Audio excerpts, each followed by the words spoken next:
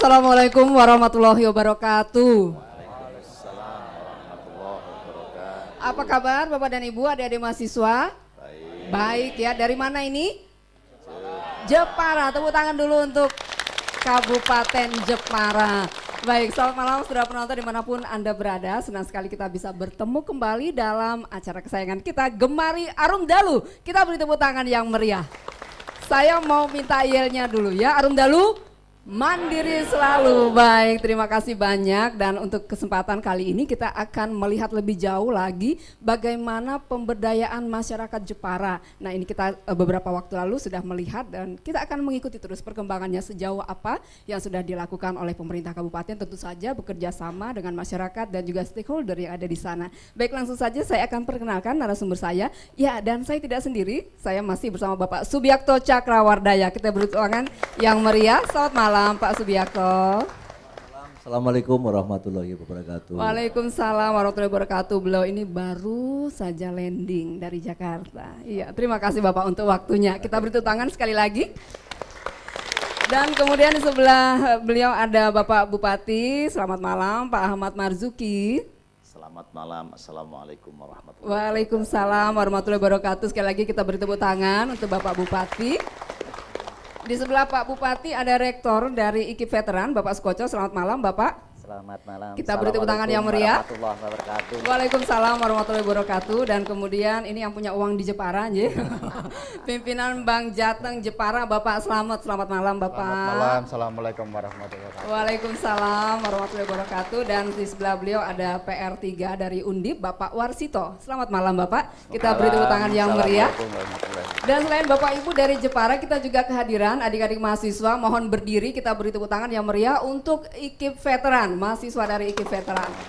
Iya, ini dia, mereka sudah melakukan KKN tematik Posdaya ya. Dan kemudian juga dari Undip, silakan berdiri, kita beri tepuk tangan. Nah, ini adik-adik kita dari Undip. Iya, dan nanti saudara penonton kami juga membuka line telepon. Silahkan bagi Anda yang bisa untuk menghubungi kami 0246707 500. Sekarang langsung saja kita saksikan lagu yang pertama dibawakan oleh grup Wedang Rondo. Benar ya? Bukan Wedang Ronde, Wedang Rondo. Baik, kita beri tepuk tangan yang meriah.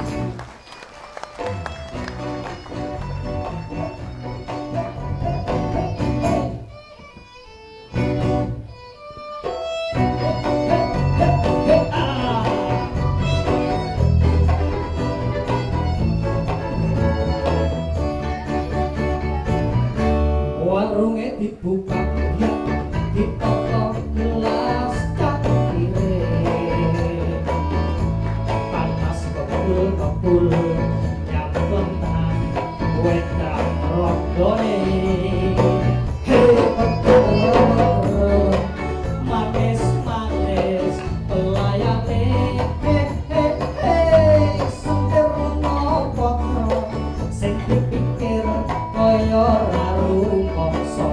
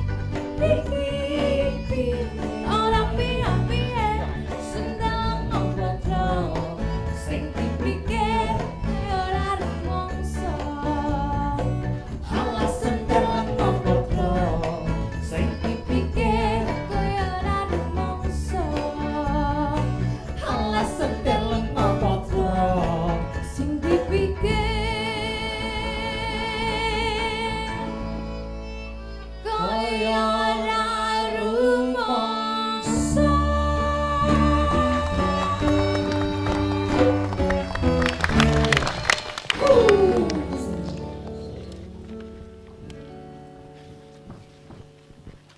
Baik, kita beri tepuk tangan sekali lagi. Itu dia tadi lagunya Sentir Lengo Potro. Grupnya benar Wedang Rondo. Iya kan, katanya kalau Wedang Rondo itu sudah biasa. Baik, nanti kita akan bertanya-tanya kepada Pak Bupati. Namun ada baiknya dulu Bapak kita persilahkan masyarakat kita untuk melihat lebih jauh perkembangan sejauh ini. Seperti apa sih pemberdayaan masyarakat di Kabupaten Jepara. Mari kita saksikan.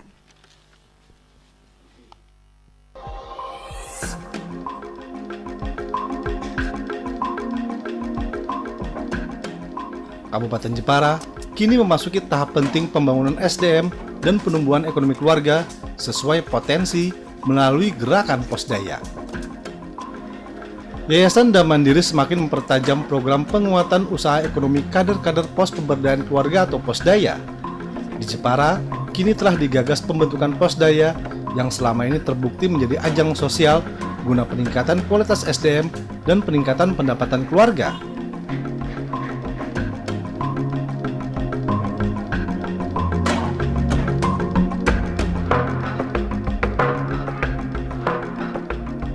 Gerakan Posdaya di Jepara dipelopori oleh para pensiunan BKKBN yang tergabung dalam wadah Paguyuban Juang Kencana. Paguyuban ini telah mendapat pelatihan oleh Yayasan Dam Mandiri di Haryono Suyono Center di Jakarta selama 4 hari.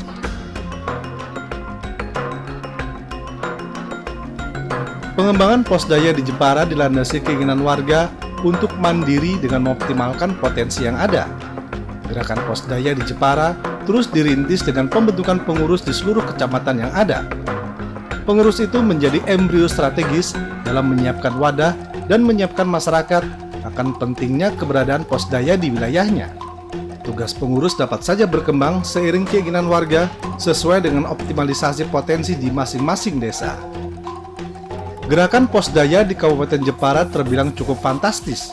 Direncanakan di setiap tingkat RW akan dibangun Posdaya. Bukan tidak mungkin, Jepara yang selama ini belum ada Posdaya menjadi Kabupaten Posdaya bila seluruh RW yang ada telah terbentuk Posdaya. Kesadaran membentuk Posdaya inilah yang menjadi modal besar dan kuat dalam membangun kemandirian masyarakat. Masyarakat dapat berkreasi dan mengembangkan diri dalam memanfaatkan peluang guna peningkatan pendapatan keluarga.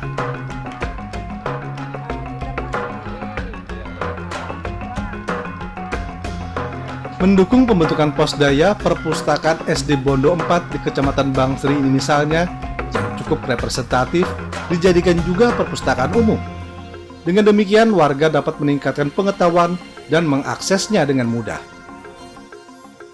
Kami ingin membudayakan membaca sejak dini, oleh sebab itu kami berharap kepada pemerintah daerah untuk bisa memberikan bantuan kepada kami buku-buku yang perlu kami terima, karena masih banyak buku-buku yang perlu kami butuhkan dan juga gedung yang masih kurang sempurna. Kami mohon dari pemerintah daerah ada dukungan untuk apa yang kami butuhkan saat ini.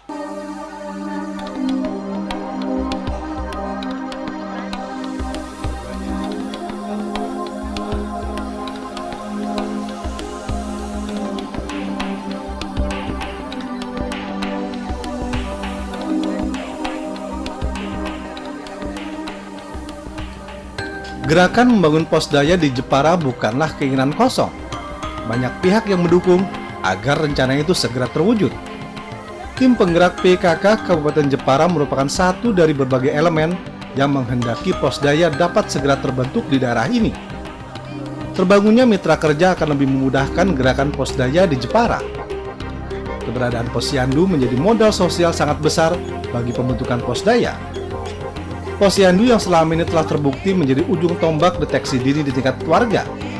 Terlebih, Posyandu telah menjadi dasar bagi Yayasan Dam Mandiri untuk membangun Posdaya. Posdaya menjadi garda terdepan dalam pengentasan kemiskinan dan membangun kemandirian masyarakat sesuai potensi yang ada. Karena itu tak jarang, tim penggerak PKK Kabupaten Jepara melakukan kunjungan ke Posyandu seperti di Posyandu dan PAUD Nusa Indah Desa Singorojo, dan Pos PAUD Lintang, Desa Bondo, Kecamatan Bangsri.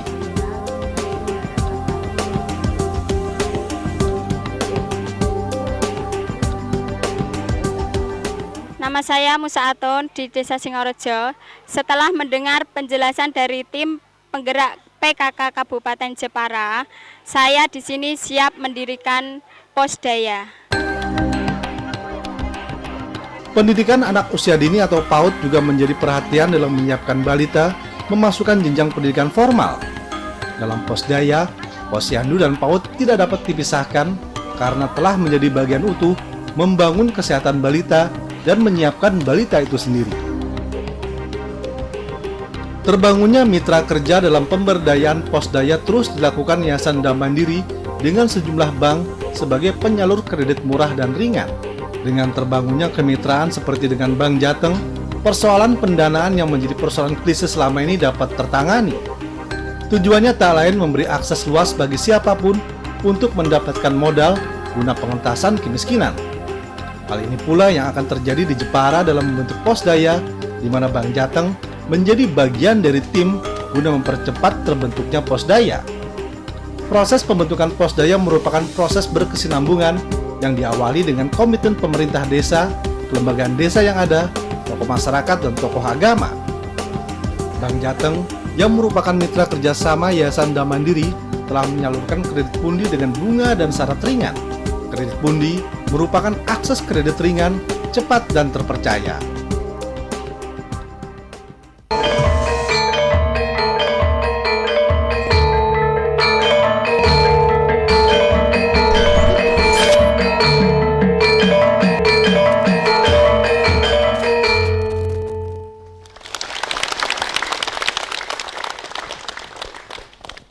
Iya, itu tadi kita sudah menyaksikan ternyata di Jepara itu sudah terbentuk Posdaya karena memang secara nasional ya Pak sejak 2007 ya, dan di Jawa Tengah itu kabarnya sudah sekitar 5.000 Posdaya terbentuk. Oh, di Kabupaten Jepara ya? Iya, oh, di Jawa Tengah. Oh, seluruh Jawa Tengah ya. Jepara katanya baru memulai ini. Nah ini ya, Pak Bupati. tapi barangkali Pak Bupati ini penting juga untuk disampaikan pada kesempatan ini. Tentunya keberadaan Posdaya ini kan sebenarnya untuk membantu pemerintah, khususnya pemerintah daerah, untuk mempercepat program-program untuk pemberdayaan masyarakat di Jepara ini.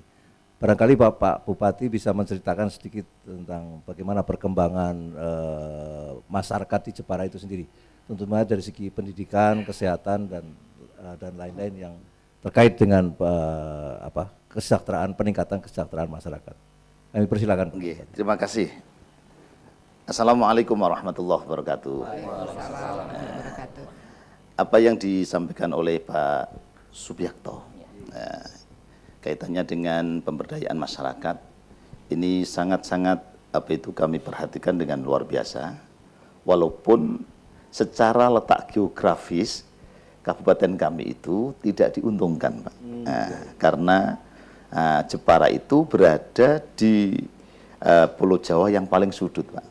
Jadi kalau ada orang geografisnya, Pak ya. Ya, namun kaitannya dengan potensi-potensi yang ada di Kabupaten Jepara yang berkaitan dengan pemberdayaan masyarakat itu sangat-sangat luar biasa. Ya. Di antaranya karena masyarakat Kabupaten Jepara kalau tengok lebih jauh dari nenek moyangnya itu mempunyai talenta yang sangat luar biasa kaitannya dengan kerja keras, kerja keras, semangat pekerjaannya luar biasa. Kalau semangat gotong royongnya gimana? Iya juga tinggi juga ya, juga sosial yang luar biasa itu, Pak. Sehingga swadaya masyarakat ini sangat luar biasa di sana. Terkait dengan Posdaya ini, pemerintah daerah ini sangat mensupport sekali. Itu terbukti bahwa kemarin ada pelatihan di Haryono Siono Center, kita kirimkan bersama-sama dengan SKPD yang terkait, di antaranya ada Bapermasdes, BPPKB, kemudian dari Bapeda dan yang lain. Ini di antaranya adalah konsen kami kaitannya dengan pemberdayaan masyarakat lewat lembaga pos pemberdayaan masyarakat, Posdaya itu. Tadi kan sudah kita lihat tentang visual tadi, itu di antara konsentrasi kami, semangat kami ini mendukung adanya Posdaya, terbentuknya Posdaya di Kabupaten Jepara. Tadi sudah saya sampaikan di Jawa Tengah ada sekitar 5.000 ya. Harapan kami Posdaya ini bisa gaungkan, disosialisasikan sehingga di Indonesia itu benar-benar Posdaya ini bisa terbentuk dan berjalan dengan baik, sehingga apa yang berkaitan dengan harapan pemerintah, harapan masyarakat kaitannya dengan pemberdayaan masyarakat yang menyangkut tentang pendidikan, yang menyangkut tentang kesehatan itu dapat terwujud dengan. Di bidang pendidikan bagaimana kondisi masyarakat anak-anak ada usia sekolah, terutama usia sekolah Pak? Iya. Rata-rata sudah sampai berapa tahun Pak? Sudah sampai 9 Alhamdulillah. tahun? Kami punya punya program dalam bidang pendidikan yaitu Wajar Dikda 9 tahun. 9 tahun. Ya. Bahkan pendidikan itu dimulai dari anak usia dini, Pak. PAUD ini sangat menjamur, Pak. Ya. Sudah seluruh Pak, PAUD itu sudah didirikan semua. Setiap desa sudah ada. Setiap desa sudah ada. Kami punya. Memang rencananya hanya setiap desa satu atau tidak? Tidak hanya satu, Pak. Bahkan satu desa itu ada yang lebih dari 2 begitu. Ada.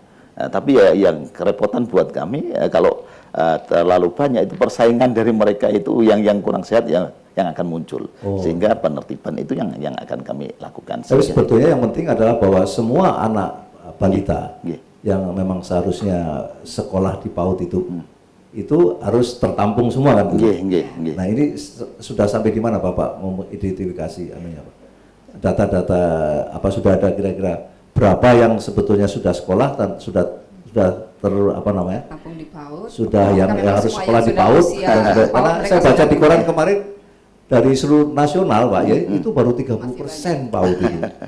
Jadi menarik juga itu satu data yang saya pikir di mana-mana sudah berdiri PAUD sebetulnya, tapi ternyata kok baru masih banyak yang belum. Saya nggak tahu di Jepang.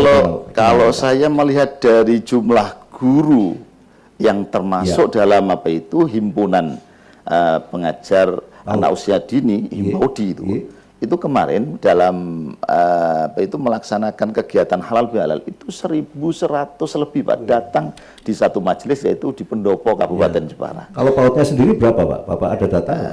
Kalau data secara real ada barangkali Pak Dinas Pendidikan yang bisa membantu? Nggak ada data, belum ada datanya barangkali. Tapi dari gurunya 1.000 lebih Pak ya? 1.100 Pak. Biasanya satu PAUD berapa? Bu Bupati barangkali. Satu PAUD itu rata-rata berapa? 2 atau 1? 2 mungkin ya? 1 atau 2 biasanya. Ya. Kalau 2 mungkin jadi baru 500-an kira-kira. Ada 700 PAUD. Ada 700 PAUD yang berdiri di Kabupaten Jepara. 700 PAUD. Desanya berapa tadi Pak? 184 desa, berarti 11 kelurahan. Jadi sudah rata-rata satu desa sudah hampir 3 Pak ya? Kalau 100 sekian berapa? 184 tambah 11 ya rata-rata 2 sampai 3 Pak ya? Iya. Satu Pak desa ya. Bagus juga ini sudah satu kemajuan yang sekali Pak ini patut kita banggakan ya. Alhamdulillah anak-anak kami juga anak yang mendapatkan anugerah dari Allah Subhanahu wa taala, Tuhan yang Maha Kuasa, kaitannya dengan prestasi, Pak. Ada yang kemarin nomor 1 kaitannya dengan lomba sains ya. Lomba sains itu di bidang anak SD atau SMP atau SMA? SMP. OSN, Olimpiade Sains Nasional kemarin. Itu hanya 1 tapi Pak dari sekarang. Nggak apa-apa Pak, tapi itu satu prestasi yang bisa menularkan semangatnya. Bahkan dari daerah kami yang terpencil yang ada di tengah lautan, yaitu Kecamatan Karimun Jawa, itu mendapatkan fasilitasi masuk ke dalam perguruan tinggi UNES, Universitas Negeri Semarang itu tanpa melalui tes. Hanya undangan aja. Undangan. Karena mendapatkan beasiswa dari karena prestasi mereka. Mungkin masuk dalam bidik gitu. Bidik misi ya. Bidik misi ya. Jadi menurut Bapak mengenai Pak, kan sekarang berkembang gratis, pendidikan gratis. Nah, bagaimana Bapak bisa menceritakan di Jepara sendiri sudah gratis sampai mana Pak? Atau gratis atau enggak itu? Pendidikan kami belum sampai ke tingkat gratis, belum. Tapi murah berkualitas. Murah berkualitas. Ya. Karena pendidikan sendiri memang harusnya memang mahal Pak ya.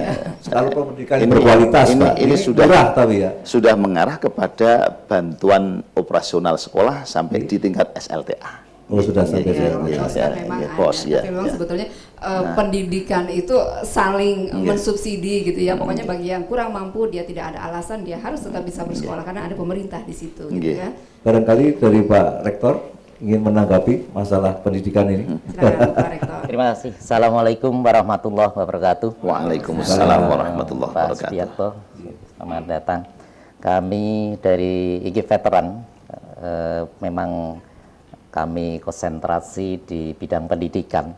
Kebetulan kami sebagai lembaga LPTK ini ditunjuk oleh pemerintah untuk melaksanakan program S1 kependidikan dalam program PG PAUD, jadi pendidikan guru PAUD. Kebetulan di Jepara ini juga banyak mahasiswa kami yang mereka sudah menjadi guru baik itu di PAUD maupun di TK, yang semuanya ini sudah hampir di Jepara ini kurang lebih ada sekitar 500-an mahasiswa kami yang sudah lulus maupun yang sekarang sedang mudah-mudahan kembali ke Jepara Pak ya. Ini kebetulan ini yang sudah bertugas sebagai guru. Sudah lulusan dari Bapak tapi yang sudah kembali sana kelas jauh. 500 ini sebagai program tadi, Pak, ya? S1 kependidikan, jadi berbeda dengan kelas jauh ini. Jadi kita memang ditugaskan untuk membantu guru-guru PAUD di seluruh Jawa Tengah ini. Mereka yang belum S1 itu diberi kesempatan bergabung dengan kami untuk meningkatkan kualifikasi mereka yang belum S1 menjadi S1. Dan ini alhamdulillah di Jepara kemarin juga mahasiswa ini banyak membantu membina PAUD-PAUD yang ada di lingkungan mereka. Jadi ini saya kira sangat sinkron dengan program Pak Bupati Jepara ini dalam rangka meningkatkan kualitas PAUD yang ada di sana. Menurut Bapak bagaimana perkembangan PAUD di sana? Cukup bagus Pak ya? PAUD yang ada sekarang ini memang mulai terprogram dengan baik karena di sana sudah ada sentra-sentra guru-guru yang kita didik yang sesuai dengan kurikulum yang sudah yang sudah diprogramkan oleh pemerintah secara nasional. Itu S1 Pak ya? Iya, S1. Itu dari 1000 tadi Pak Bupati itu S1 semua atau belum? Belum Pak. Belum. Tapi minimal 500 tadi sudah S1. 500-an itu sudah S1. Luar biasa. Saya dengar animo menjadi mahasiswa S1 untuk PAUD ini besar sekali Pak saya dengar ya. Luar biasa ini. Dan IG Veteran lah tempatnya gitu. Pak Sukoso tadi kan disebutkan oleh Pak Bupati bahwa mungkin sekitar satu desa itu ada 2 atau 3 PAUD yang ada di sana. Sebaiknya itu idealnya dalam satu wilayah penduduk itu ada dalam berapa jumlah penduduk ada berapa PAUD? Ya. Kalau kita lihat mesti proporsi sekarang ini perkembangan penduduk kita, kalau kita lihat jumlah penduduk yang ada di sana, porsinya untuk PAUD ini sekitar 5% dari jumlah penduduk yang ada. Kalau 5% misalkan jumlah penduduknya di sana ada berapa? 1 juta berarti di sana ada sekitar 50.000 anak yang perlu kita kita didik. Berarti di situ kalau 1 tahunnya mereka itu harus ini ada 3 tingkatan ya itu. Ada di TPA, ada yang mereka TK kecil, TK besar. Lah di sini berarti ada 3 di setiap desa, minimal ada 3 itu. Minimal 3 ya. Jadi memang masih harus ditambah lagi ya Pak Bupati ya kalau untuk PAUD. Dan jangan khawatir Pak Bupati karena banyak sekali adik-adik mahasiswa nanti akan membantu seperti dari IG Veteran dan juga dari universitas yang lain. Ya saya kira memang PAUD ini harus Bapak betul-betul menjadi prioritas Pak pendidikan di sana. Karena pengalaman menyatakan bahwa PAUD ini sekolahnya calon pemimpin Pak. Artinya pemimpin bangsa itu ditentukan di PAUD itu. Kalau dia di PAUD itu dia berhasil, ya biasanya menjadi pemimpin yang baik. Jadi kalau nasional itu masih 30% angkanya mereka yang masuk PAUD, Jepara harus mematahkan, harus 100% sudah masuk PAUD semua gitu ya. Kita beri tepuk tangan dulu. Mohon diharap. Iya. Baik, kalau dari Undip bagaimana Pak Warsito? Mungkin bisa menceritakan. Ya barangkali kalau Undip tidak spesifik tentang pendidikan ya, tetapi kita memiliki mahasiswa yang diterjunkan oleh KKN. Tapi sebelum ke sana saya perlu sampaikan bahwa dalam proses pembangunan pendidikan dan kesehatan adalah basic. Jadi adalah kata kunci untuk keberhasilan pembangunan ke depan. Di mana daerah-daerah yang sumber daya manusianya, tingkat pendidikannya itu relatif baik, biasanya daerah itu cepat berkembang dan maju secara sosial ekonomi. Nah ini yang perlu kita garis bawahi. Jadi kalau kami mahasiswa yang terjun di desa-desa di beberapa daerah, itu antara lain kegiatannya adalah juga melakukan ikut membantu proses pendidikan, terutama untuk buta aksara ya. Mereka yang buta aksara itu mereka terjun ikut membantu mereka dan juga membantu anak-anak dalam proses belajar. Biasanya anak desa itu kan nun sewu dalam lingkungan keluarga yang dimana concern dari keluarga itu kurang gitu ya. Jadi karena ketidakmengertian barangkali seakan-akan anak itu kalau sudah sekolah, orang tua hanya kalau dimintai uang kasih, habis itu selesai, seakan tidak ada tanggung jawab. Nah disinilah anak-anak atau mahasiswa yang kita terjunkan itu bisa memberikan pemahaman-pemahaman itu dan juga memberikan penyadaran kepada anak-anak itu supaya dia mau belajar betapa pentingnya tentang ilmu dan jadi memberikan pemahaman-pemahaman semacam ini. Itu yang bisa dilakukan karena memang kami bukan universitas yang berkecimpung dalam lembaga pendidikan atau pendidik, bukan menciptakan pendidik, tetapi untuk mengembangkan teknologi, manajemen dan lain sebagainya terkait dengan pendidikan ini. Kalau fakultas kedokteran ada Pak ya? Gimana fakultas Pak? Kedokteran Undip ada Pak? Ada. Apa peranan Undip dalam rangka meningkatkan kesehatan di masyarakat khususnya Jawa Tengah, lebih khusus lagi di Jepara, barangkali ada program-program di sana atau tematik KKN di tematiknya Jepara barangkali itu kelihatannya di Sinanggul.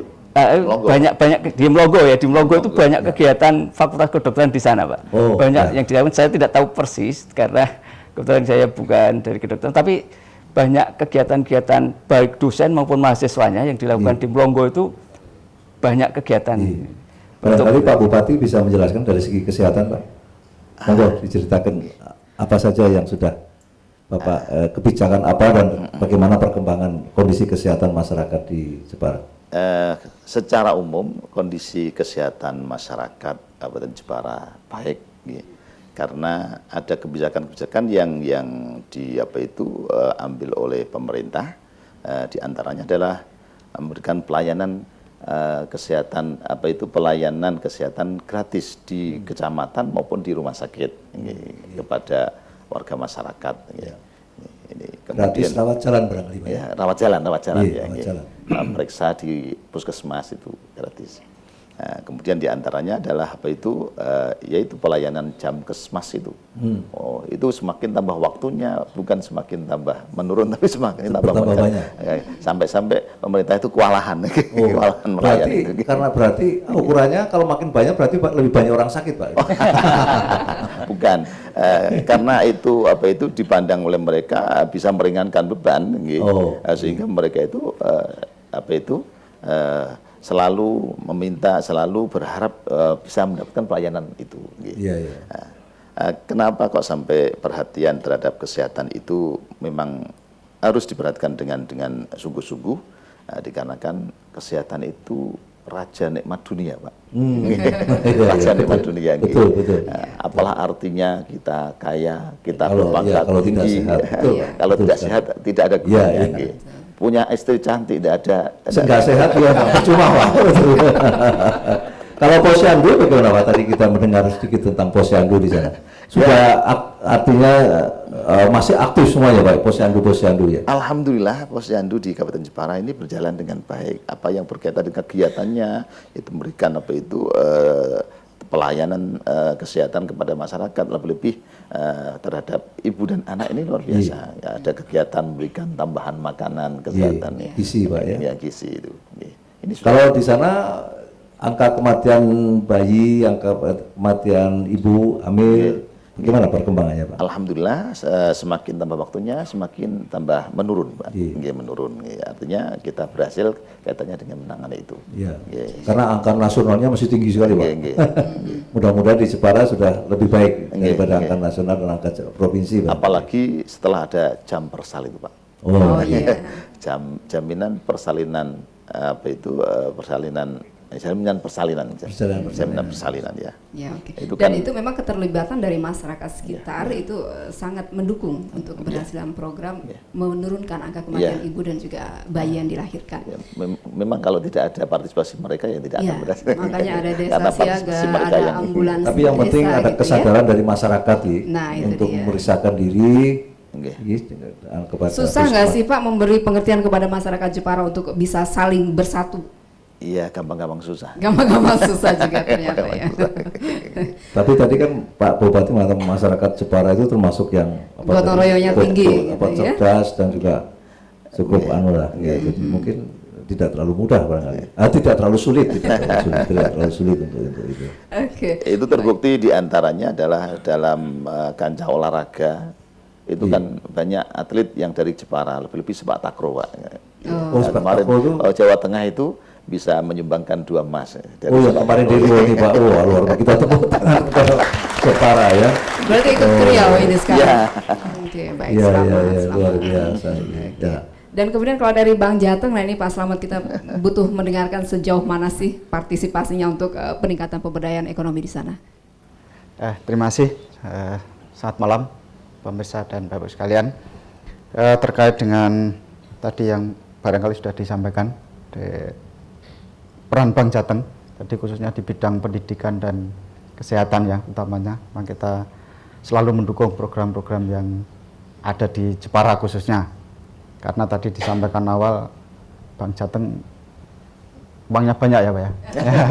Kebetulan ini memang uangnya masyarakat Jawa Tengah dan uangnya masyarakat Jepara juga, kita harus mengembalikan lagi kepada masyarakat Jepara, termasuk mungkin juga uangnya dari Damandiri yang kita salurkan lewat Pundi. Di bidang pendidikan, mungkin sedikit informasi, kami juga ikut mendukung di program pendidikan karena kami sudah melakukan kerjasama dengan beberapa yayasan-yayasan pendidikan, baik itu di tingkat perguruan tinggi maupun di tingkat SLTA khususnya. Jadi kita ada kerjasama di sana. Artinya dibiayai dari ada untuk khususnya untuk pembiayaan infrastrukturnya, pembangunan gedung, pembelian peralatan, itu kita juga mendukung di sana. Kemudian tadi di bidang kesehatan kami juga ada program mungkin terkait dengan Damandiri Pundi ini dengan kredit untuk bidan ya Pak ya, bidan termasuk di bidan, ini juga di bidang kesehatan. Di bidang perekonomian yang lain kami juga selalu mendukung apa yang menjadi program pemerintah khususnya Kabupaten Jepara. Dan ini sudah baru saja kita lakukan, mungkin kemarin kita kerjasama dengan Kadin ya. Ini dalam rangka untuk meningkatkan program perekonomian kerakyatan yang ada di Jepara. Tentunya kita melalui pembiayaan yang ada di Bank Jateng untuk semua jenis pembiayaan. Memang ada beberapa banyak skim kredit yang bisa kita salurkan ke usaha mikro. Saya sudah menyalurkan skim Tabro Puja. Pernah mendengar Tabro Puja Pak? Belum Pak, tapi ini sudah mulai kita rintis Pak. Sudah. Tapi di Bank Jateng sendiri sudah Pak, tapi di Jepara belum Pak. Belum ya. Ya. Jadi Pak Bupati, kita sebetulnya sejak awal tahun ini menawarkan satu skema baru melalui Bank Jateng Yayasan Damandiri untuk memberikan kredit kepada kelompok-kelompok posdaya yang ingin mengembangkan kegiatan ekonomi produktif dengan menawarkan kredit tanpa agunan kepada mereka maksimum 2 juta. Maksimum 2 juta. 2 juta per anggota Per ya. anggota, per anggota. Berarti sifatnya kelompok nanti ya. Iya, nanti melalui kelompok. Iya, melalui. Jadi semacam diharapkan ada semacam agunannya itu ya tanggung renteng, artinya bersama-sama menanggung risiko kalau terjadi sesuatu yang pada kredit tadi. Nah ini maksudnya adalah untuk bisa menjangkau para di kelompok Posdaya itu ibu-ibu terutama yang ingin mengembangkan kegiatan ekonominya, biasanya mereka nggak punya modal. Nah itu bisa dipinjami dari Bank Jateng ini. Nah, mudah-mudahan ini bisa segera berjalan di Jepara. Iya. Dan barangkali Pak Bupati bisa melanjutkan kegiatan di bidang ekonomi bagaimana nih Pak? Khususnya untuk mengembangkan usaha-usaha pengusaha mikro, pengusaha kecil yang saya kira jumlahnya cukup besar di Jepara ini. Silakan Pak. Alhamdulillah kaitannya dengan hal-hal yang berkaitan dengan perekonomian, karena tadi sudah saya sampaikan walaupun Jepara ada di Pulau Jawa yang paling pojok, namun anugerah-anugerah kelebihan itu diberikan oleh Allah Subhanahu wa taala, Tuhan yang Maha Kuasa. Di antaranya adalah masyarakat sana itu diberikan kepandian dalam mengolah kayu. Itu terbukti Pak.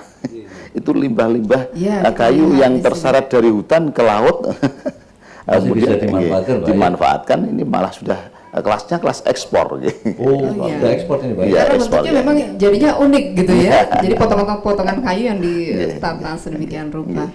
Oke, ini justru itu sudah ekspor kemana Bapak? Ya kalau tujuan ekspor yang ada kaitannya dengan pengolahan kayu di Kabupaten Jepara itu sudah sampai ke 105 negara. 105 negara. Yaitu ini di luar Pak ya, furniture bangsa itu Pak ya. Ya termasuk ya termasuk itu ya, furniture ya. Bahkan itu hasil-hasil produksi dari Kabupaten Jepara yang menyangkut tentang furniture dan ukiran itu saya sering mendapatkan ledekan dari teman-teman ketika ketemu di antara dari Aceh, Pak, orang-orang Jepara sekarang sudah masuk kamar-kamarnya orang Aceh, karena mereka masang produksi dari Jepara. Jadi kamar orang Aceh itu kalau tidak dari Jepara itu tidak mantap ini. Mantap. Luar biasa. Jadi di seluruh Indonesia sudah tersebar juga Pak, bukan hanya di luar negeri Pak ya. Bahkan kemarin waktu saya ke Rio ini ketemu dengan salah satu di antara pengusaha furniture yang di Rio itu asli dari Jepara, bahkan dari desa yang agak pojok, desa Pelajan. Itu berhasil mempunyai usaha furniture di beberapa kabupaten, bahkan dia termasuk kategori miliarder lah, yang sangat menyenangkan buat pandangan saya secara pribadi. Dia itu tidak tamat SD, tidak tamat madrasah ibtidaiyah, tapi istrinya itu dosen negeri Pak.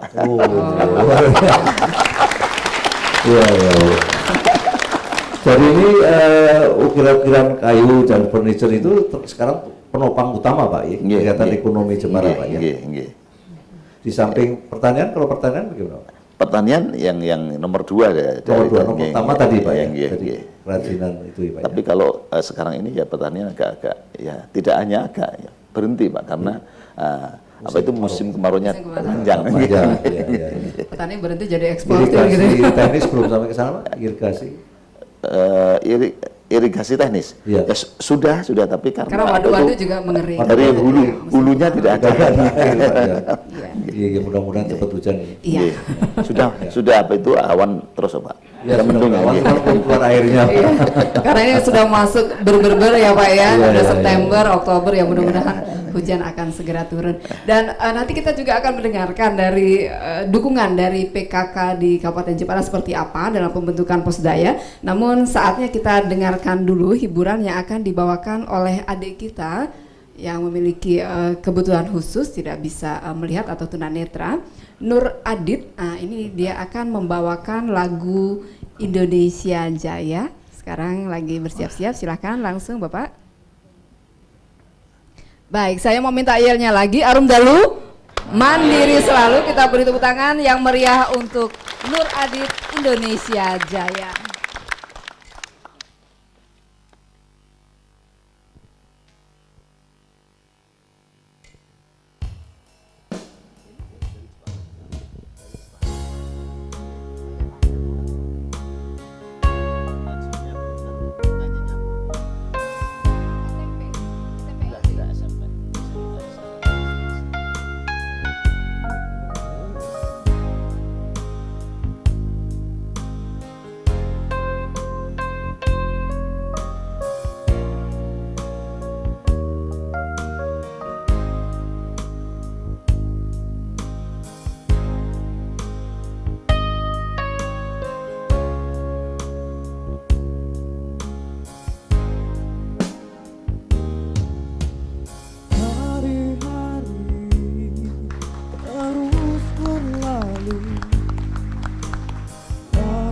pernah berhenti.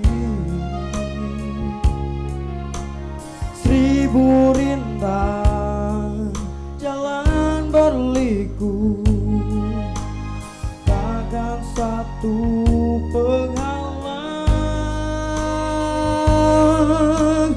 Hadapilah segala tantangan, mohon petunjuk yang kuasa.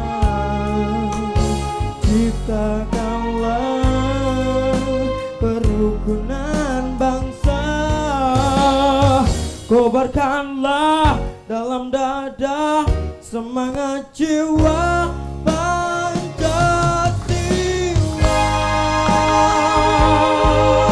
Oh, hidup tiada mungkin tanpa perjuangan, tanpa pengorbanan. Dia adanya berpegangan tangan, satu dalam kita demi masa depan Indonesia Jaya.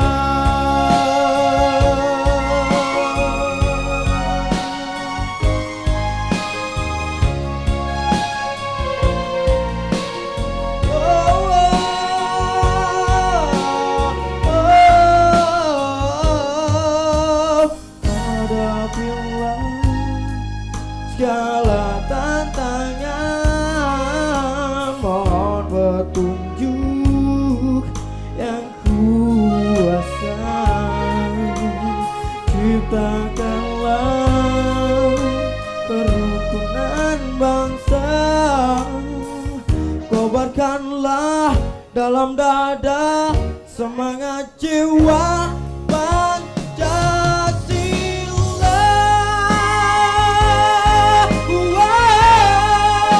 Hidup tiada mungkin tanpa perjuangan, tanpa pengorbanan. Mulia adanya berpegangan tangan, satu dalam kita demi masa depan Indonesia Jaya. Hidup tiada mungkin tanpa perjuangan, tanpa pengorbanan.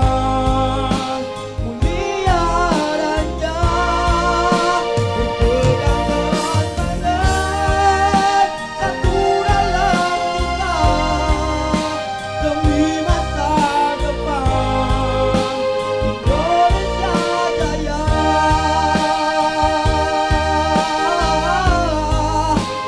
Indonesia Jaya.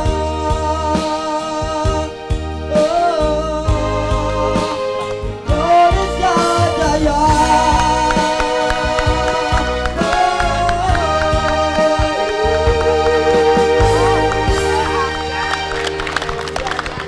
Iya, kita beri tepuk tangan sekali Biasa, lagi kita tepuk tangan untuk Nur Adit. Wah. Hebat Adik, sekali apa- suaranya. Wah, ini belajar nyanyi sama guru atau belajar nyanyi di kamar mandi saja gitu?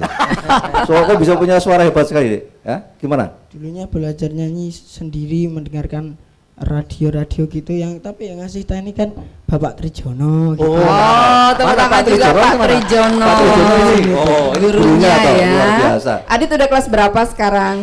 Saya sudah kelas SMP kelas 7. SMP kelas 7 SMP LB ya. Bapak Cita-citanya pengen jadi apa Adit? Musisi. Jadi musisi, baik. Musisi itu main organ atau nyanyi sama sekalian nyanyi begitu? Main organ sama nyanyi. Oh, bisa main organ juga. Sudah bisa main organ? Ya baru latihan Oh, sama sedikit-sedikit Pak gitu. Pak siapa namanya? Pak Trijoko. Pak Trijoko. Iya, diajari nyanyi apa?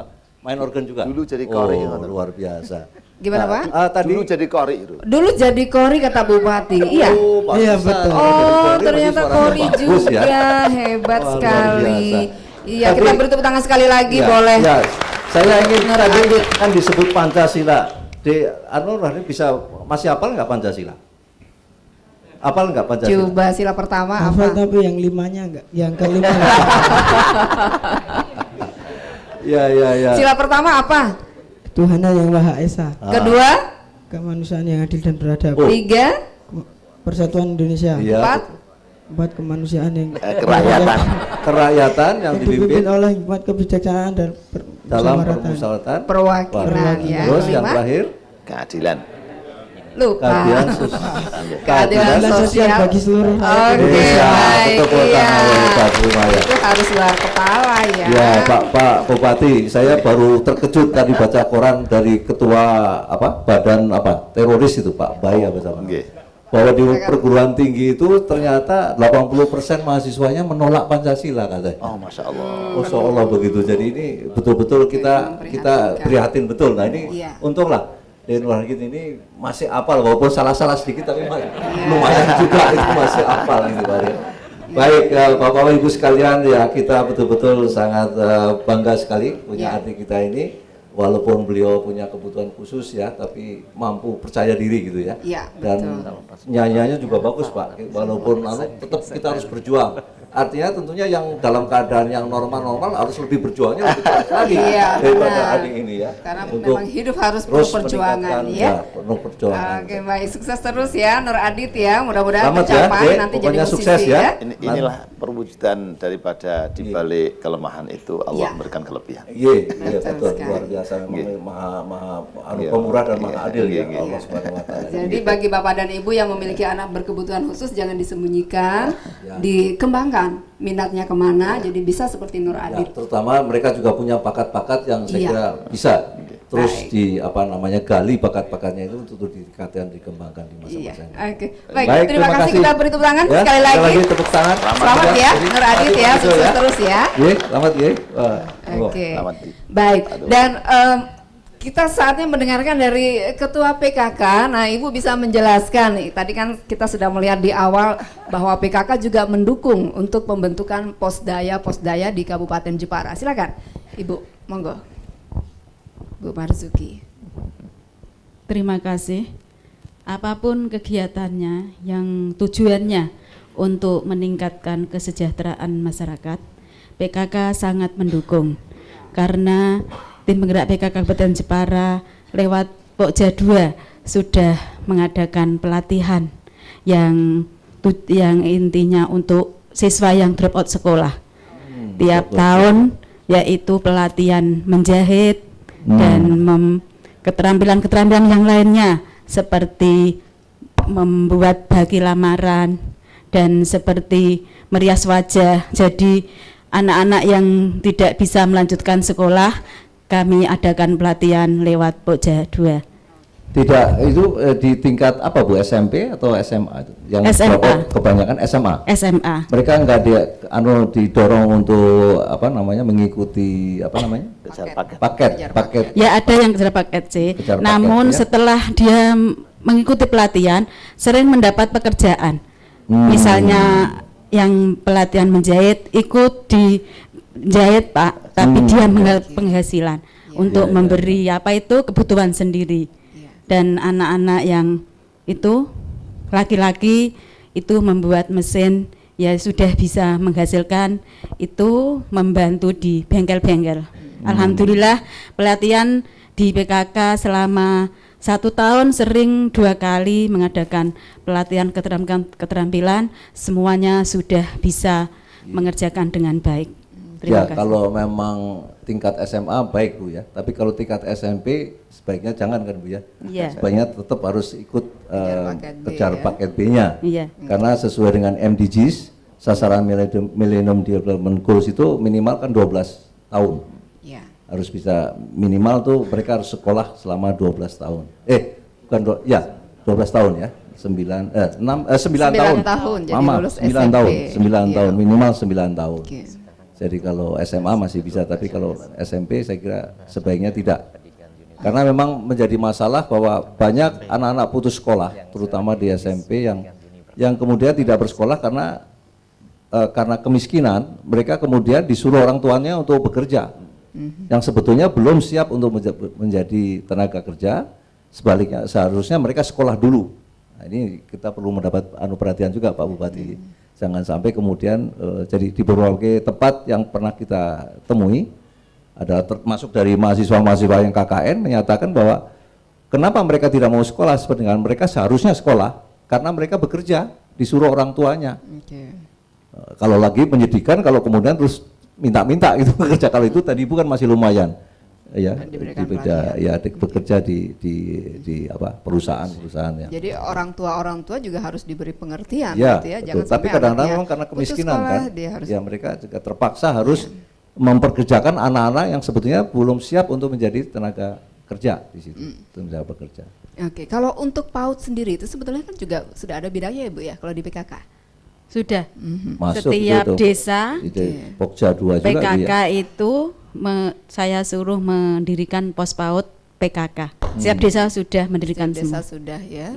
Akankah diperbanyak lagi mungkin di setiap RW tahun ini atau harus terbentuk sekian di setiap RW? Karena tiap desa sudah banyak. Ada yang PAUD PKK, ada yang PAUD selain PKK. Oke, baik. Baik, dan kemudian ada juga yang dari bapak-bapak ibu dari Posdaya ya. Ini tadi topinya ada yang pakai Posdaya. Silakan berdiri, Bapak bisa menceritakan kegiatannya di Posdaya itu apa saja, barangkali. Dari Posdaya mana dulu dan kegiatannya sejak kapan dibentuk dan apa kegiatan-kegiatannya, Bu? Posdaya Kabupaten, kata Pak Bupati. Ya.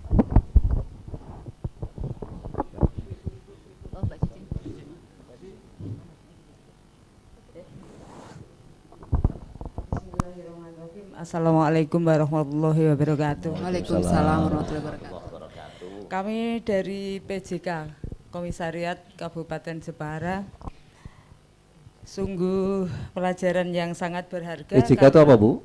Kalau boleh tahu. Paguyuban Juang Kencana. Oh bagus ya, pensiunan dari BKKBN Bu ya. Yang pensiunan dari BKKBN. Iya. Monggo Bu. Sungguh pelajaran yang sangat berharga karena pada usia yang sudah purna ini kami khususnya segenap paguyuban keluarga Paguyuban Juang Kencana masih berperan aktif dalam upaya peningkatan kesejahteraan keluarga. Bagus.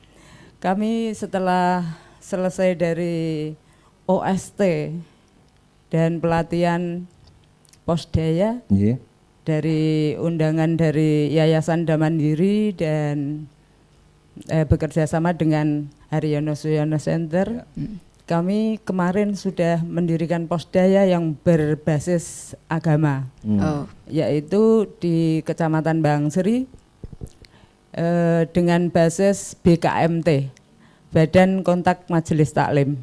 Itu terdiri dari 19 kelompok yang sudah kami bentuk.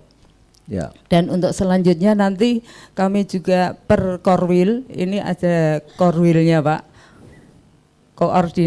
koordinator wilayah ex Kawedanan Jepara dan ex Kawedanan Bangsri, ex Kawedanan Pecangaan.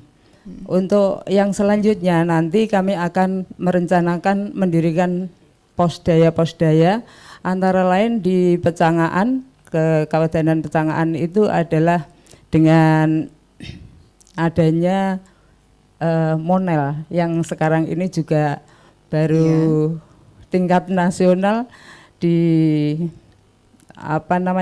dipesan untuk gelang haji itu. Ya itu. Terus kegiatannya apa saja Ibu? Kegiatannya untuk Ibu sementara ini baru pembentukan Posdaya baru pembentukan soalnya memang baru pulang Bu. Kemarin tanggal 7 September. Di desa Bangsri tadi belum ada Posdaya yang mungkin sudah dibinaan dari adik-adik dari veteran ini, belum ada? Ada? Saya belum tahu Pak. Saya belum tahu. Tapi dari adik-adik ini ada yang sudah pernah ke Bangsri, sudah pernah membentuk Posdaya di Bangsri? Iya. Ada yang sudah pernah membentuk Posdaya di Jepara? Pak Rektor atau ada? Adik-adik dulu mungkin siapa yang sudah pernah KKN dan kami juga waktu ikut pelatihan itu dari perguruan tinggi itu juga ada kami ikut kami ikutkan untuk mendampingin kami, dari mana, yaitu Bu? dari IKIP? dari Petra? dari Stino. Oh, Ada di sini, Pak. Ya. Ya, tapi juga barangkali belum sempat baru memang membentuk belum ya. ada kegiatannya memang ya. baru ya.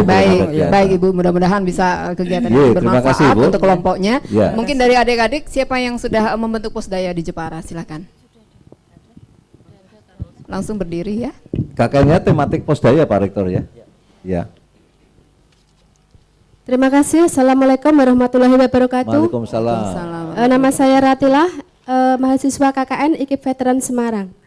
Di sini kami karena S1 PAUD, maka pengembangan kami di dalam Posdaya adalah Pos PAUD, Pak. Ya. Jadi di sana kami merintis Pos PAUD dengan antusias ibu-ibu ataupun nenek-neneknya yang mengantar anak-anaknya. Di sana memang anak-anaknya banyak, Pak. Ya. Namun kendalanya kami adalah kadernya yang kurang. Nah, untuk itu Kader guru maksudnya Bu ya. ya. Dan juga kami bukan hanya Pos PAUD saja, namun kami juga membentuk sebangsa Pos Yandu Model yang terdiri balita, penimbangan balita, kesehatan ibu dan anak, dan juga yang kami maksimalkan adalah yang BKL, Bina Keluarga Lansia. Itu di desa mana, Dek? Gemiring Lor. Itu belum ada posyandu atau posyandu yang ada direvitalisasi? Kita cari yang di desa yang agak kan karena di sana banyak RT, Pak. Jadi kita cari yang agak jauh dari lokasi yang bisa dijangkau oleh posyandu yang ada. Ya. Oh, terus dibentuk posyandu yang baru. Ya. Dan itu kami di situ juga kami bentuk Pos PAUD yang dimana tadi kami hambatan kami cuma tenaga guru. Tenaga guru. Tenaga gurunya masih kurang. Nah, jadi yang dibentuk tadi pakai guru siapa? Gurunya dari mana? Dari desa setempat, Pak. Ada guru di setempat. Ya. Berapa orang? Untuk sementara ini 3, Bu. Oh, bagus dong, udah 3 guru ya. Jumlah anaknya? Sementara kemarin 35. Dan masih terus dari satu ke satu, dari warga satu yang lainnya selalu bertambah. Dan kemarin kami ke sana memantau ternyata masih bertambah. Dan jadi untuk itu artinya sebelumnya adik-adik KKN di sana belum ada PAUD ya? Sudah. Oh, sudah. Namun kami mencari yang agak jauh lagi, Pak, yang tidak terjangkau. Ya. Artinya yang tidak terjangkau itu sebetulnya belum ada PAUD, terus adik-adik ini kemudian membuat PAUD. Ya, kami merintis Pos PAUD itu. Dan ternyata ada 35 yang belum terjangkau oleh PAUD yang ada. Ya, karena terlalu jauh. Jadi dan membantu Pak Bupati kan itu. Sangat membantu, dan Ibu Bupati itu. Ini yang penting ya. Ya, terima kasih. Ya, nah, terus. Yang jadi pertanyaan saya, apakah setelah kami tim KKN nanti pulang ke kampus, siapa yang meneruskan ya? Ada itu gitu Pak Bupati saya kira nanti. Pos PAUD yang kami rintis ini nanti bisa dikembangkan dan bisa dibina selanjutnya. Iya, betul. Dan bagus. Ya. Yang kedua, juga dampingan dari dinas terkait, kami mohon untuk melanjutkan apa yang kami rintis sehingga kami apa yang kami tinggalkan nanti tidak berhenti di situ, namun akan berkelanjutan.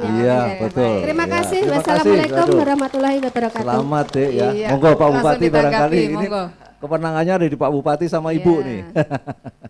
Terima kasih apa yang diharapkan oleh adikku dari IKIP Veteran kaitannya dengan kelangsungan PAUD yang ada di daerah jauh. Ini akan kami perhatikan, tentunya akan kami perintahkan kepada Dinas Pendidikan, Pemuda dan Olahraga untuk memperhatikan itu supaya tidak hanya berhenti di sini.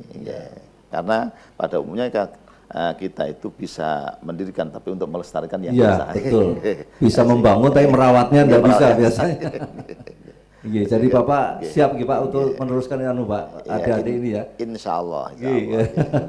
Kalau boleh tahu dari yang satu kelompoknya di Latila itu ada berapa pos PAUD yang terbentuk pada saat kalian KKN? Ada berapa semuanya? Atau dari satu kelompok Pak membentuk Rektor satu atau Pak ya? LPM-nya nggak ada hadir Pak? Ketua LPM atau Pak Rektor? Pak Rektor. Silakan. Sudah Pak terbentuk PAUD berapa dalam TKKN tematik Bapak? Untuk tahun ini karena ini belum selesai, kami belum ada laporan dari. Oh, belum selesai Pak, mereka masih. Oh, masih di lapangan ya, Pak ya? Sebagian di lapangan. Oh, masih di lapangan. Oh, hebat ya. Sedangkan untuk ini pendampingan, memang kami sekarang ini di IKI Veteran sedang membentuk tim untuk melakukan pelatihan-pelatihan bekerja sama dengan Dignas yang ada di Jawa Tengah. Mohon maaf terutama Pak Rektor, untuk ditahan dulu Pak Rektor, ada penelpon yang sudah bergabung, kita terima dulu J. Assalamualaikum warahmatullahi wabarakatuh.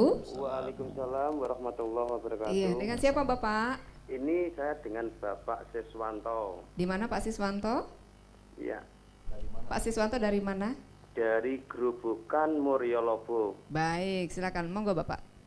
Ini gini Bu, salah satu desa yang sangat terpencil dan tidak terpantau oleh pemerintah pusat itu namanya Desa Grobogan Muryolobo. Di Jepara? Di Jepara. Di Grobogan? Iya. Kabupaten Grobogan. Di Jepara ya Pak ya? Oh, Jepara. Jepara. Oh, ada desa Grobogan itu. Kelurahan Oh, Muryolobo. Dukuh Grobogan iki. Oh, maaf. Monggo langsung Pak Siswanto. Gini ya, oh, monggo. Untuk sesuatu dari saya mulai kecil sampai sekarang sudah punya anak 2. Itu di situ tertinggal terus, apapun ada bantuan dari pemerintah itu jatuhnya kok di kelurahan terus. Oke. Tidak sampai ke Dukuh Pak ya? Tidak sampai ke Dukuh. Masalahnya gini Pak, di situ kan kalau di kelurahan yang saya dengar itu kalau ada sumbangan itu di voting. Lah kenapa kok selalu kalah? Di Dukuh Grobogan itu hanya ada 2 aparat, Mudin sama Kebayan, ya tetap kalah terus itu. Oh. Baik. Bapak anak-anaknya di sana sudah ikut PAUD? Kebetulan anak saya yang satu sudah TK, yang satu sekarang di Kajen. Oke. Sudah ada PAUD Pak ya? Sudah ada PAUD Ya, di sana sudah, ya, di sekitar Pak. Bapak Dukuhnya. Posyandu juga sudah ada Pak di sana Pak? Kalau posyandunya itu ya 1 bulan sekali mungkin, tapi kalau untuk PAUD tidak ada, TK aja tidak ada kok. Oh, PAUD-nya belum ada. Belum ada. TK aja tidak ada situ. Ya, harus PAUD ada dulu baru TK-nya nanti. Nah, Baik. Ada, ya. Saya kira ini akan menjadi perhatian. Kita mendengar Pak Bupati, barangkali bisa menanggapi ya Pak. Ini apa dari Pak Bupati ya? Ya, terima kasih Pak Santoso. Iya, Siswanto. Pak Siswanto. Siswanto, maaf. Perdukuhan itu kan salah satu dari bagian dari satu desa, di mana kalau desa Muryolobo itu termasuk desa yang lumayan lah terkenal. Jadi pendidikan mulai dari tingkat anak usia dini sampai di tingkat anak usia SLTA itu sudah ada di sana. Kemarin saya juga sampai ke Muryolobo, tapi ini karena di perdukuhan, kalau tadi ada voting-votingan, artinya Dukuh Grobogan, karena ini perlu diperhatikan ya, nanti akan kami perhatikan tentunya, kami akan berpandang profesional, profesional. Manakala di sana didirikan PAUD tapi ternyata tidak jalan, karena perdukuhan di sana masyarakatnya hanya kecil. Dukuh itu berasnya berapa orang Pak? Kalau perdukuhan itu rata-rata kira-kira di desa itu dengan RW RT bedanya apa Pak? Dukuh RW ya, satu RW. Ya. Kalau satu RW berarti lumayan banyak juga. Ya, tapi barangkali yang penting Bapak harus mengidentifikasi barangkali kalau di sana belum ada posdaya ya. Barangkali dibentuk posdaya untuk mengidentifikasi sebetulnya berapa anak-anak balita yang harusnya sekolah belum sekolah Pak. Ya. Jadi kita tidak melihat sudah ada PAUD atau tidak, tapi yang lebih penting adalah adakah anak-anak yang sebetulnya usia sekolah balita tapi belum sekolah.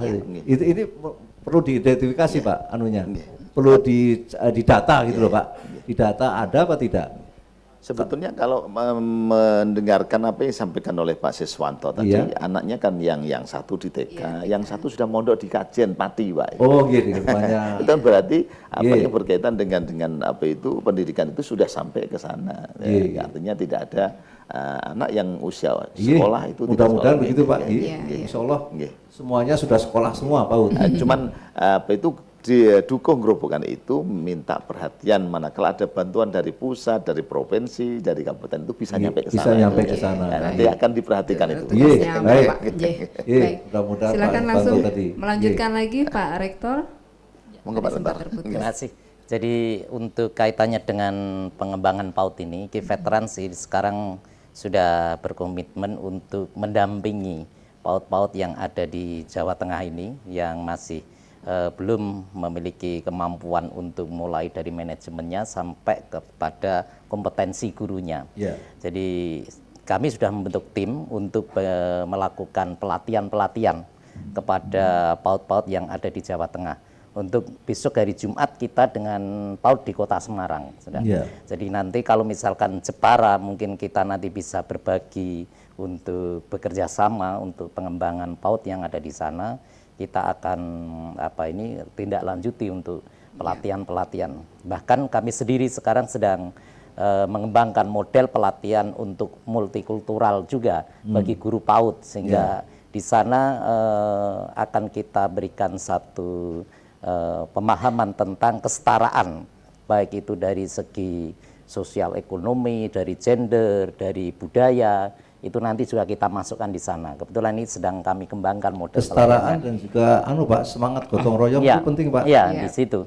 Salah satu negara-negara Skandinavia itu adalah negara-negara yang paling bahagia di seluruh dunia, terutama Norwegia. Itu salah satu kata kuncinya, karena sejak dari PAUD itu diajarkan bergotong royong, Pak. Kesetaraan. Jadi itu bukan negara Pancasila, tetapi sudah mengimplementasikan lebih dari Pancasila. Nah, karena semangat gotong royong ini sudah mulai pudar, Pak. Nah, itu harus mulai ditanamkan kembali sejak anak-anak, sejak balita, Pak. Jadi kekuatan Norwegia, negara-negara Skandinavia itu karena dari kecil sudah diajari berkelompok. Sampai dewasa sampai tua terus berkelompok terus. Jadi sukses bersama tidak sendiri-sendiri. Jadi semangat kebersamaan, semangat keluarga. Nah, tadi Pancasila itu kan sebetulnya kalau diperas gotong royong adalah gotong royong, Pak. Kalau Bung Karno mengatakan Pancasila itu core value-nya adalah gotong royong. Nah, barangkali Pak Bupati juga mohon Pak Ibu di PAUD itu betul-betul ditanamkan semangat gotong royong ini kembali. Karena itulah kunci kita menghadapi globalisasi, ya hanya itu.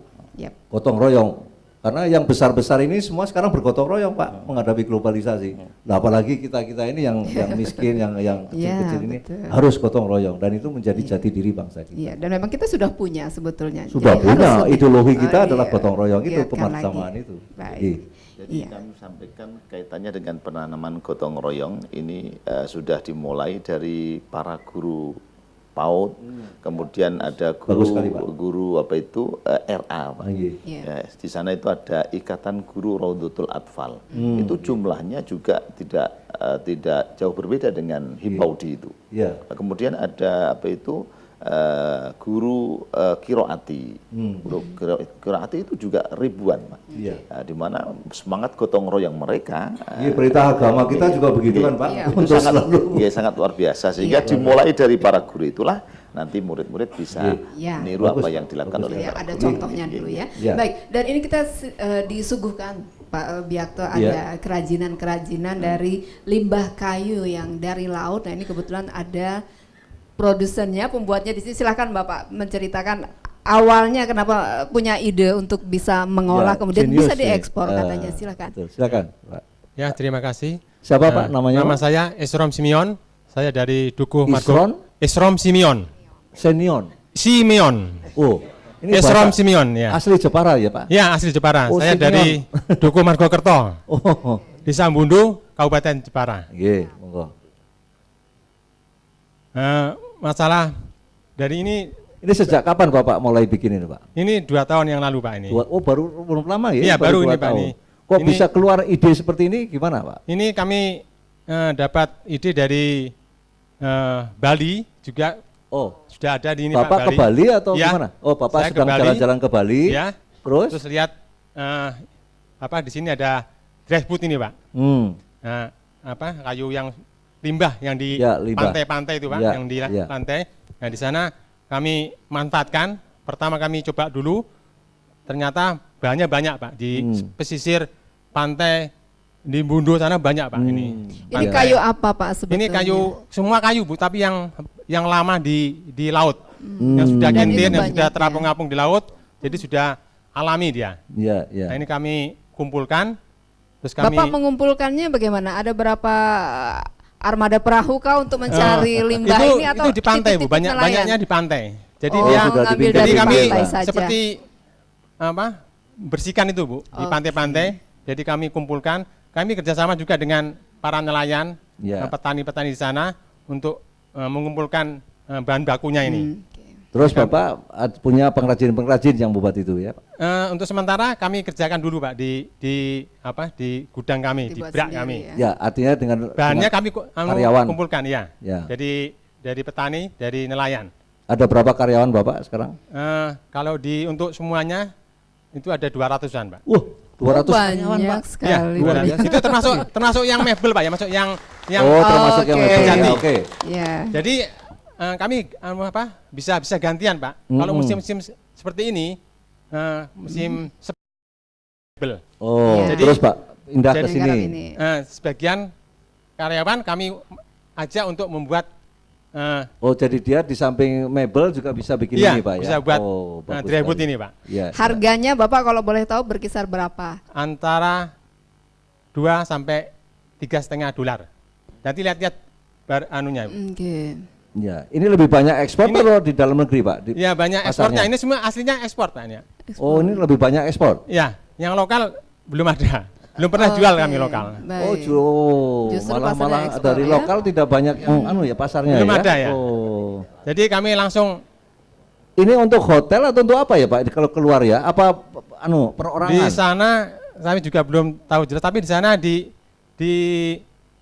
California ini Pak, kami kirim ke sana. Jadi menarik di Amerika. Ya, orang-orang Amerika suka ini kenapa nih? Iya. Orang lokal. Jeli ya. Ini perwujudan dari rambutnya Mbah Surip.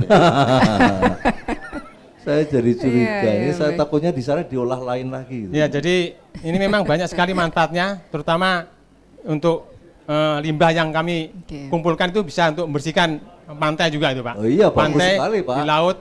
Tapi Bapak bisa dapat upah karti itu nanti. Ya kan?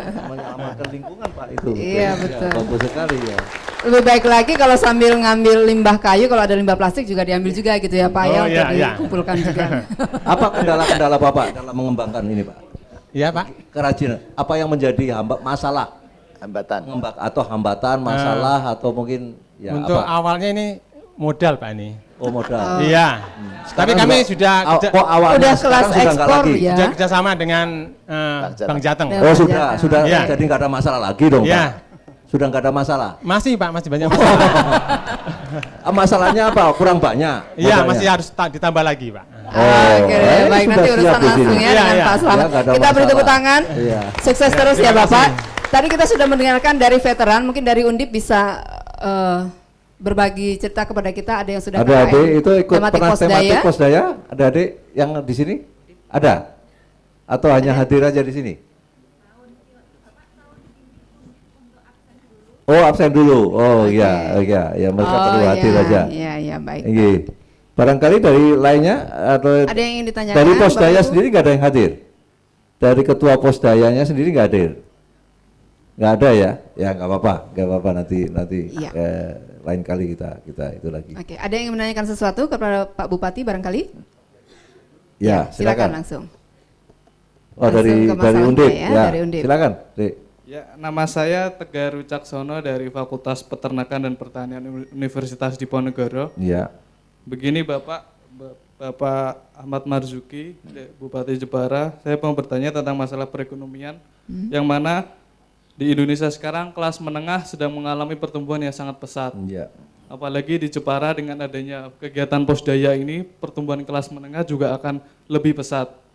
Yang saya tanyakan di sini, bagaimanakah bagaimanakah pertumbuhan kelas menengah ini dengan pengaruhnya dengan pertumbuhan makro di Kabupaten Jepara sendiri, dan bagaimanakah rencana ke depan untuk kegiatan Posdaya ini selanjutnya? Oke, terima baik. kasih. Langsung Pak Bupati, terima kasih. Terima kasih. Apa yang berkaitan dengan peningkatan kelas menengah, kaitannya dengan pemberdayaan Posdaya ini, ya kami akan selalu melakukan koordinasi supaya Posdaya ini bisa terwujud di berbagai di desa-desa yang ada di wilayah kami, ya, yang jumlahnya ada sekitar 184 ditambah 11 kelurahan, Pak. Jadi 195 itu terbagi menjadi 16 kecamatan. Ya, kecamatan yang paling jauh itu Kecamatan Karimun Jawa. Kaitannya dengan supaya apa yang berkaitan dengan perekonomian ini bisa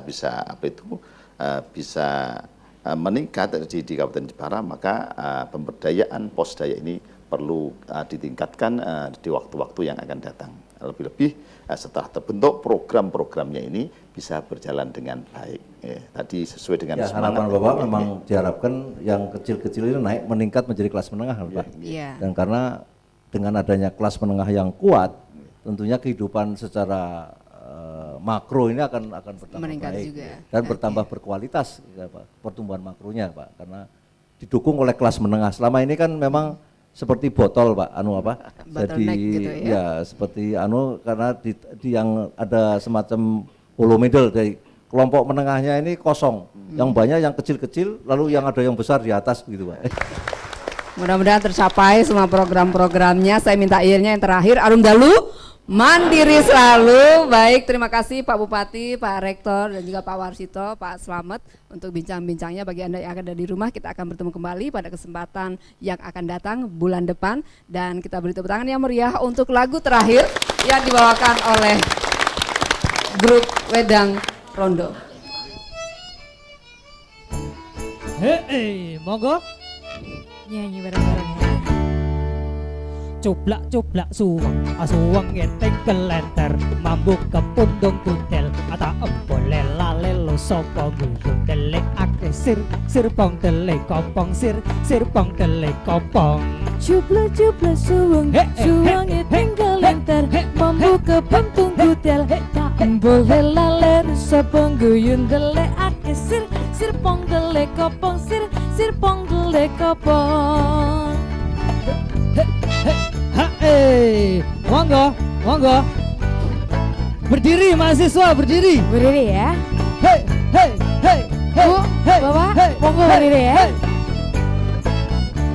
Cuplak-cuplak suwang ngeteng kelenter, mambu ke pundung kutel, ata empul lalelo sopong guyun delek ake sir pong delek kopong sir pong delek kopong sir pong delek kopong sir pong delek kopong.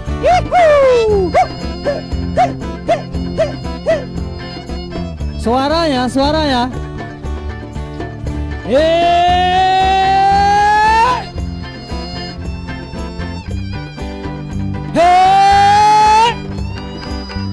Minta tepuk tangan ini.